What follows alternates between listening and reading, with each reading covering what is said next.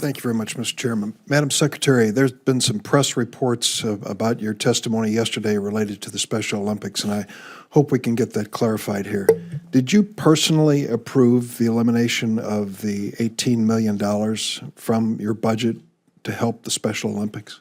Well, Senator, as you know, budget process within the administration is a collaborative one, and it's been my responsibility to present the budget here on behalf of the administration, the president's budget.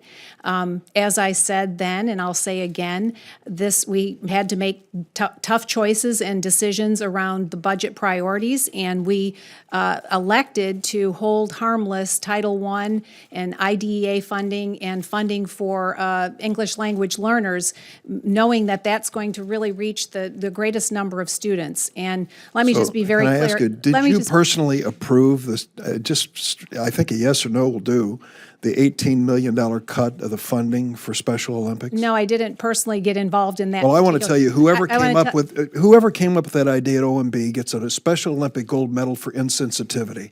To think that we can't spend $18 million to support this dramatically successful venture, which incidentally started in Chicago, Illinois, and now reaches countries all across the world, millions of young people with disabilities. And let me tell you an area where I think you can save some money for Special Olympics and other worthy causes. We know that 9% of post-secondary students go to for-profit colleges and universities. Do you know what percentage of the student loan defaults, total student loan defaults in the United States, involves students from for-profit colleges and universities? Senator, let me just comment on Special Olympics. And you know, I love Special Olympics myself. I have given a portion of my salary to Special Olympics. I hope all of this debate encourages lots of private contributions to Special Olympics. So let's not use disabled children in a twisted way for your political narrative.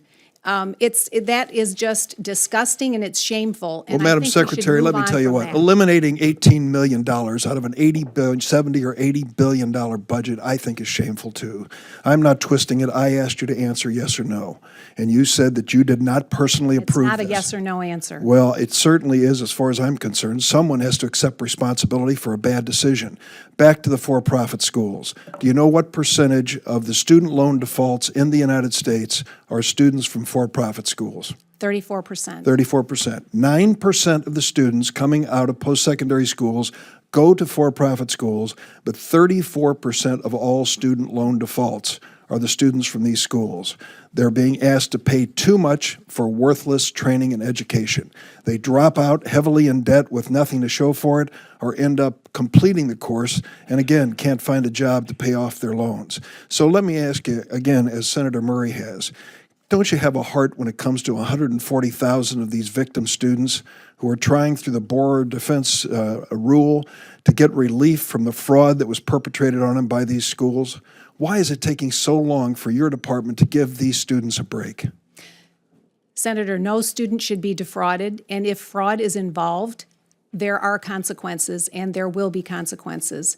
But we should not be judging institutions by their tax status.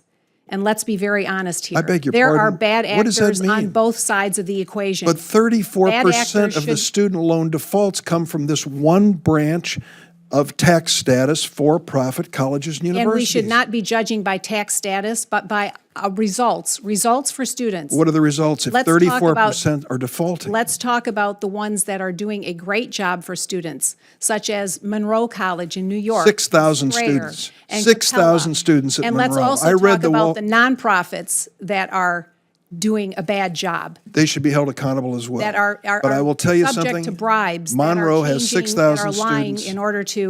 in order to improve their U.S. News and World Monroe Report College statistics. has 6,000 students. There are 140,000 victim students waiting for your department to give them relief so they can get on with their lives. You've got a court order now saying don't delay it, and Senator Murray has said, why are you waiting? Why don't you help these students? They need some help right now from this borrower defense rule. Let me ask you one last question. Do you know the teacher shortage across this country and the damage it's causing in school districts? I know that teachers need to be honored and respected and elevated. Are you aware of the shortage? And that's why our proposal does just that, gives them opportunities I to hope you're advance aware their of the career shortage. and gives them opportunities to develop themselves. I will just tell you that there is a shortage. I've seen it in my own state this last week in Decatur, Illinois, and Zion, Illinois. And I asked the principals, what's the problem? They said, we can't pay them enough money to keep them, and they're burdened with student debt. Your unwillingness in your department to deal with the Public Service Loan Forgiveness Program is destroying an incentive. And now you want to eliminate the program. That is a program, an incentive for those to go on and become teachers with the prospect that after 10 years, their student loans will be forgiven. You won't help these students. You haven't approved any of their applications, and now you want to eliminate that program. How did that help us? Sir, every single student that has qualified for that program is being How many would that be?